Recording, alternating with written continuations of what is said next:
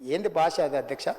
తోడుకలు తీస్తే అధ్యక్ష, ముఖ్యమంత్రిగా చెప్తున్న ఒక్కనొక్కని బట్టలు పదేసి రోడ్డు మీద తిప్పిస్తా అధ్యక్ష. నాకు చికాకు వచ్చిందని తెలిస్తే లక్షలాది మంది పిల్లలు రోడ్డు మీదకి వచ్చి బట్టలు పదిసి కొడతారు అధ్యక్ష ఒక్కడినొక్కడిని. కేసీఆర్ గారు తెలంగాణ జాతిపితగా పేరు తెచ్చుకుంటే రేవంత్ రెడ్డి గారు బూతు పితగా పేరు తెచ్చుకున్నారు. బూతులు మాట్లాడింది బహుశా ఆయనకు బువ్వ లోపలికి పోదు కావచ్చు. నోరిప్పితే బూతులే. మేము డేటాను నమ్ముకుంటే ఆయన డర్టీని నమ్ముకున్నారు. మేము ఎప్పుడు మాట్లాడినా ఆధారాలతో మాట్లాడతాం, సాక్ష్యాలతో మాట్లాడతాం. కానీ బట్టగాల్చి మీదేసే రకం రేవంత్ రెడ్డి. రేవంత్ రెడ్డి గారు మాట్లాడిన భాష ఏంది? ఓ బూతు సినిమాకు రాసుకున్న స్క్రిప్ట్ లాగా ఉంది. అదేమన్నా ప్రజలకు పనికొచ్చేది ఉందా? రాష్ట్రానికి సంబంధించింది ఏమైనా ఉన్నదా? అడ్డమైనటువంటి ఈ భాషకు ఆద్యుడే Revanth Reddy.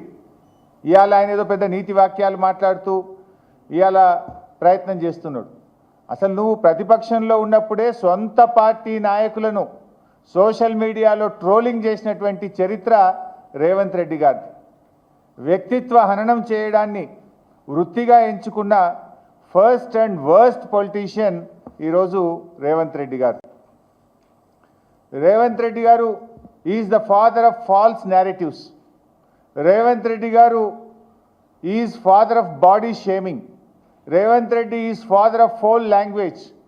Revanth Reddy is father of social media sinners. అబద్ధాలకు బ్రాండ్ అంబాసిడర్ ఎవరు అంటే అది రేవంత్ రెడ్డి అని చెప్పక తప్పదు.